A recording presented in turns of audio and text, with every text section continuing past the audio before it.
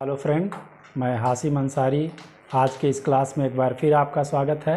आज हम लोग अरब सागर में गिरने वाली प्रमुख नदियों के विषय में अध्ययन करने वाले हैं।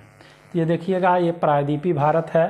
प्रायद्वीप स्थल के ऐसे भाग को कहा जाता है जो तीन ओर से पानी से घिरा होता है। तो ये भारत का दक्षिणी भाग पूर्व में बंगाल की खाड़ी, पश्चिम में अरब सागर तथा दक्षिण में हिंद महासागर से घिरा हुआ एक प्रायद्वीप का निर्माण करता है। इसलिए इसको प्रायद्वीपी भारत या पेंसुलर इंडिया के नाम से भी जाना जाता है। ठीक है, तो अरब सागर में कौन कौन सी प्रमुख नदियां हैं जो आकर के गिरती हैं, आज उसके बारे में हमको देखना है। तो इधर देखिए, ये अरब सागर है, ये पूरा अरब सागर होता है। अरब सागर है ये, और इसकी दो खाड़ियाँ हैं। ये देखिए, इसको कहा जाता है खंभात की खाड़ी, और ये होती है कच्छ की खाड़ी। ये कौन सी खाड़ी है? कच्छ की खाड़ी है, कच्छ की खाड़ी। और इसको कहते हैं खंभात की खाड़ी, खंभात की खाड़ी।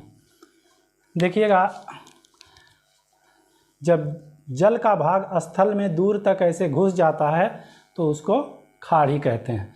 तो यहाँ पर भी देखिए, जल अंदर स्थल में घुसा है तो ये खाड़ी है। इसको कच्छ की खाड़ी और इसको खंभात की खाड़ी कहा जाता है। ठीक है, और ये देखिएगा, अरावली पर्वत श्रेणी है जो गुजरात से शुरू होकर के राजस्थान और हरियाणा होती हुई दिल्ली तक जाती है। और यहीं पर देखिएगा, पुष्कर वैली अजमेर होता है। यहीं से एक नदी निकल करके इस प्रकार से प्रवाहित होते हुए ये कच्छ की खाड़ी की ओर अग्रसर होती है।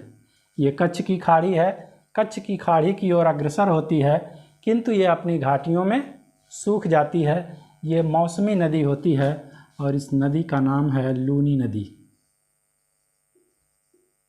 लूनी नदी ये मौसमी नदी है। ये समुद्र तक नहीं पहुंच पाती है, अपनी घाटी में ही सूख जाती है, और ये राजस्थान की सबसे लंबी नदी है। ठीक है, और इस नदी में चूँकि ये गुजरात का ये पोर्शन धंसा हुआ है, दलदली होता है, तो इस नदी में खारा और मीठा दोनों जल पाया जाता है। तो ये क्वेश्चन बहुत आता है कि कौन सी नदी है जो समुद्र तक नहीं पहुंच पाती है, यानी अपनी घाटी में सूख जाती है, या वो कौन सी नदी है जिसमें खारा और मीठा दोनों जल पाया जाता है। तो ये लूनी नदी है। और इसकी कुछ प्रमुख सहायक नदी जैसे सूकरी और जवाई नदियाँ, सूकरी और जवाई इसकी सहायक नदियाँ होती हैं। उसके बाद देखिएगा, अरावली के दक्षिण से यहाँ जयसमंद झील होती है उदयपुर के पास। यहाँ से एक नदी निकल करके इस प्रकार से प्रवाहित होते हुए खंभात की खाड़ी में आ करके गिरती है, और इसको साबरमती नदी कहते हैं। कौन सी नदी है? साबरमती नदी, साबरमती नदी। गुजरात की राजधानी गांधीनगर और अहमदाबाद तथा गांधी जी ने जो साबरमती आश्रम स्थापित किया था वो इसी साबरमती नदी के किनारे स्थित है। ठीक है, उसके बाद देखिएगा, ये पर्वत होता है, पर्वतों की एक श्रृंखला है, इसको कहा जाता है विंध्याचल पर्वत या विंध्य पर्वत। और ये इसके दक्षिण में सतपुड़ा की पहाड़ी है। ठीक है, यहाँ देखिएगा, विंध्य श्रेणी से एक नदी निकल करके ऐसे उत्तर की ओर प्रवाहित होते हुए राजस्थान जाती है, मध्य प्रदेश से राजस्थान, और वहाँ से यू टर्न ले करके ऐसे ये खंभात की खाड़ी में गिर जाती है। ठीक है, ये यू टर्न लेती है इस तरह से, यू अक्षर जो होता है। तो ये माही नदी है। कौन सी नदी है? माही नदी। ये देखिएगा, बड़ी फेमस नदी है, यहाँ लिख दे रहे हैं माही नदी। ठीक है, माही नदी यहाँ से देखिएगा कर्क रेखा होकर के जाती है भारत के बीचों बीच से लगभग, तो माही नदी कर्क रेखा को 2 बार काटती है। मकर रेखा और विषुवत रेखा को 2 बार काटने वाली नदियाँ अफ्रीका महाद्वीप में पाई जाती हैं, जबकि कर्क रेखा को 2 बार काटने वाली नदी ये माही नदी है भारत की। ठीक है, इसके बाद देखिए ये विंध्याचल पर्वत है, विंध्य पर्वत जिसको कहा जाता है, और यहाँ पर मैकाल पठार स्थित होता है, मैकाल पठार। और इस मैकाल पठार के अमरकंटक की पहाड़ी से नदी निकल करके इस प्रकार से ऐसे प्रवाहित होते हुए ये खंभात की खाड़ी में गिरती है, जिसको नर्मदा नदी कहा जाता है। कौन सी नदी है ये? नर्मदा नदी। कहाँ से निकलती है? मैकाल पठार पर स्थित अमरकंटक की पहाड़ी से नर्मदा नदी निकलती है, और ये देखिएगा भ्रंश नदी होती है। ठीक है, ये हो गई नर्मदा नदी। और इस पर देखिएगा एक बांध होता है नर्मदा नदी पर, बांध एक सरदार सरोवर बांध, नर्मदा नदी पर सरदार सरोवर बांध स्थित है। और इस सरदार सरोवर बांध को गुजरात की जीवन रेखा या गुजरात की लाइफ लाइन कहा जाता है। किस बांध को? सरदार सरोवर बांध को। तो इसको आप लोग नोट कर लीजिएगा, इस सरदार सरोवर बांध को गुजरात की जीवन रेखा कहा जाता है। ठीक है, और धुआंधार जलप्रपात जबलपुर में भेड़ा घाट में स्थित होता है इसी नदी पर। और इसके मुहाने पर देखिए एक प्रमुख बंदरगाह स्थित है इस नर्मदा नदी के मुहाने पर, जिसको भड़ौच बंदरगाह कहा जाता है। भड़ौच देखिएगा ये बंदरगाह भी है और एक नगर भी है, भड़ौच बंदरगाह। ठीक है, उसके बाद देखिए ये सतपुड़ा की पहाड़ी है, और यहाँ मध्य प्रदेश के बैतूल पठार के मुल्ताई तालाब नामक स्थान से एक नदी ऐसे निकल करके प्रवाहित होती है। ये पश्चिम की ओर प्रवाहित होते हुए ये भी खंभात की खाड़ी में आकर के गिरती है। इस नदी को ताप्ती नदी कहा जाता है। ये कौन सी नदी है? ताप्ती नदी। ताप्ती नदी मध्य प्रदेश के बैतूल पठार के मुल्ताई तालाब नामक स्थान से ये निकलती है, ताप्ती नदी। और ताप्ती नदी के मुहाने पर भी यहाँ पर देख रहे हैं एक बंदरगाह पाया जाता है, जिसको सूरत बंदरगाह कहा जाता है। यह एक नगर भी होता है। तो नर्मदा नदी के मुहाने पर भड़ौच बंदरगाह है, नगर भी है, और सतपुड़ा के मुहाने ये ताप्ती नदी के मुहाने पर सूरत बंदरगाह या नगर पाया जाता है। अब नर्मदा और ताप्ती के विषय में थोड़ा सा आप लोग यहाँ पर देख लें।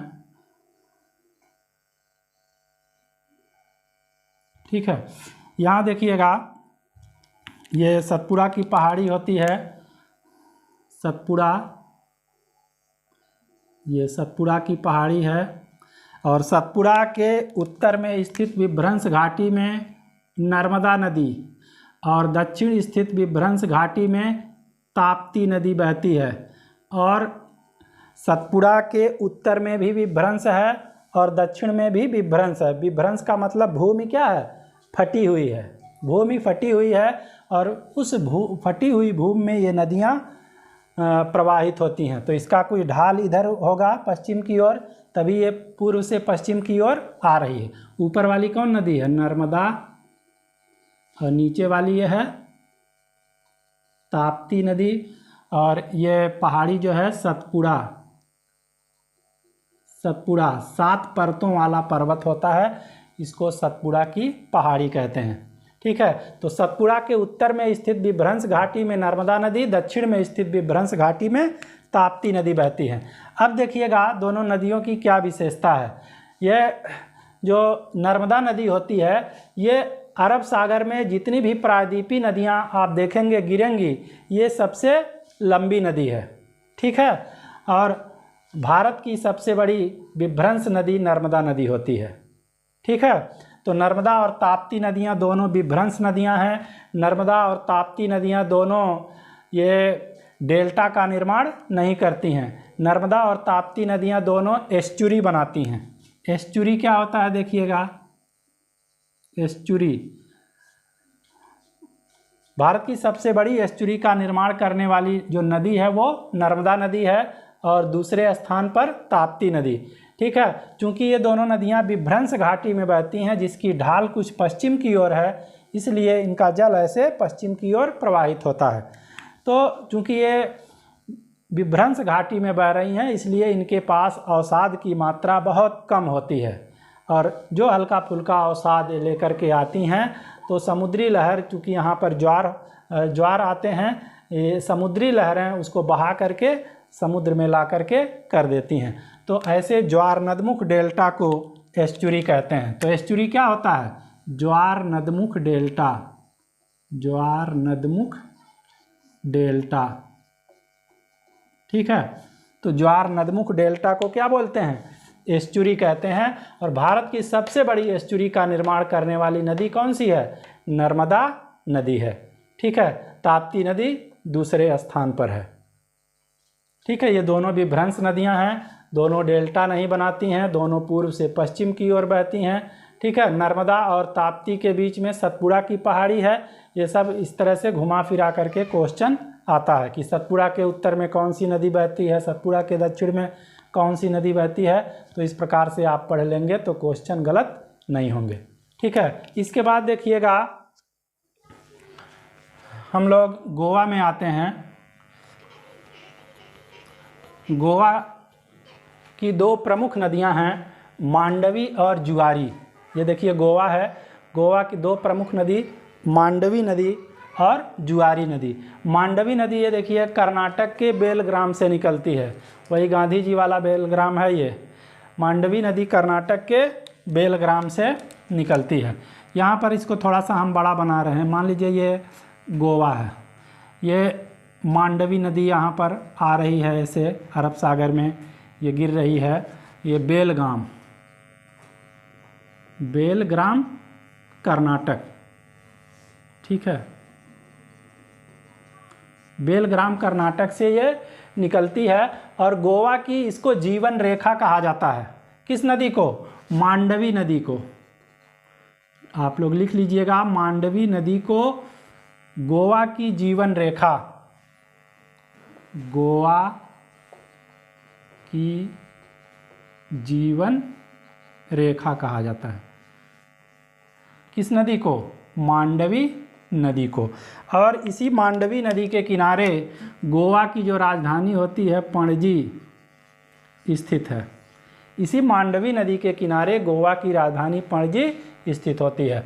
और दूसरी देखिएगा गोवा की एक नदी होती है जुआरी नदी। जुआरी यह गोवा की सबसे लंबी नदी है, सबसे लंबी नदी कहाँ की, गोवा की। ठीक है, जुआरी नदी गोवा की सबसे लंबी नदी होती है।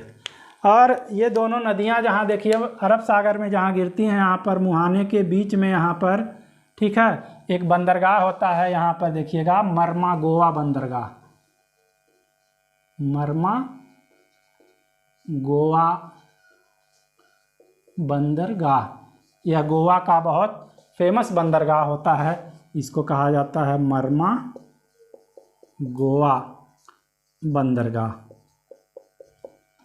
ठीक है, इस प्रकार से गोवा की दो नदियों को आप पढ़ लेंगे तो यहाँ से आपका काम चल जाएगा। ठीक है, इसके बाद हम लोग देखिए आते हैं कर्नाटक में। कर्नाटक में एक नदी है ये शरावती नदी, बड़ी फेमस नदी है और इसी नदी पर भारत का सबसे ऊंचा जलप्रपात स्थित है, ये शरावती नदी है, शरावती नदी। कहाँ से निकलती है, कर्नाटक के शिमोगा जिला के अम्बू तीरथ नामक स्थान से।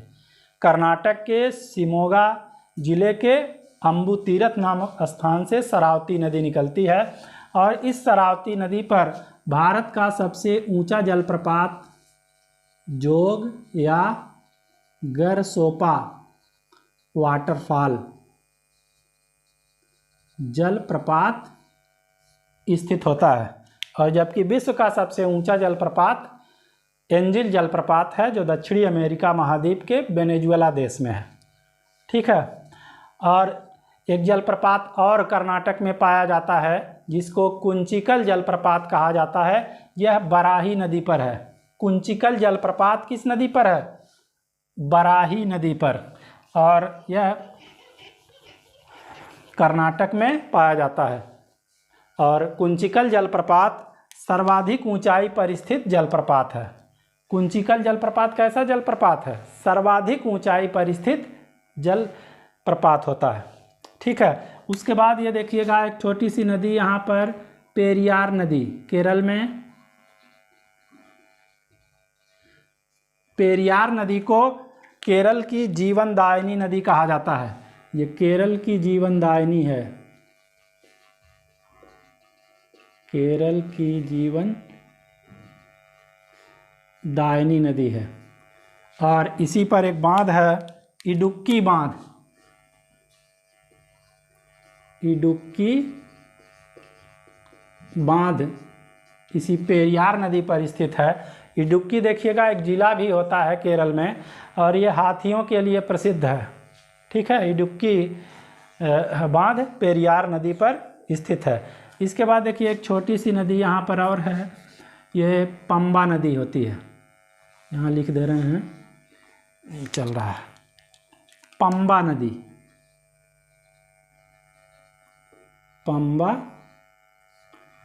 पंबा नदी देखिएगा केरल में जो लैगून झीलें होती हैं, बिम्बानाथ कयाल, अश्वमुदी कयाल आप पढ़ते हैं, तो एक लैगून झील में गिरती है ये पंबा नदी, जिसको बिम्बानाथ कहा जाता है।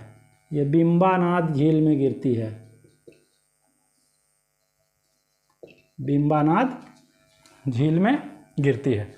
ठीक है। यहाँ पर देखिए हमने कहा था कि ये माही नदी है। माही नदी ये बिंद क्षेत्र से निकल करके ऐसे देखिए उत्तर की ओर प्रवाहित होते हुए मध्य प्रदेश से राजस्थान जाती है, और राजस्थान यू टर्न लेकर के ये गुजरात होती हुई खंभात की खाड़ी में गिरती है। और ये नदी कर्क रेखा को 2 बार काटती है, जबकि विषुवत रेखा और मकर रेखा को 2 बार काटने वाली नदियाँ अफ्रीका महाद्वीप में पाई जाती हैं। तो इसको भी थोड़ा सा हम लोग यहाँ मैप पर देख ले रहे हैं। ठीक है। ये देखिए अफ्रीका महाद्वीप है, बहुत ही सिंपल मैप हम बना रहे हैं यहाँ पर। ठीक है। ये अफ्रीका महाद्वीप है, ये काला सागर, ये भूमध्य सागर, ये जिब्राल्टर जल संधि। ठीक है। और इस अफ्रीका महाद्वीप को तीनों रेखाएं, यहाँ से तीनों रेखाएं होकर के गुजरती हैं। विषुवत रेखा, कर्क रेखा और मकर रेखा। ये 0 डिग्री अक्षांश है विषुवत रेखा।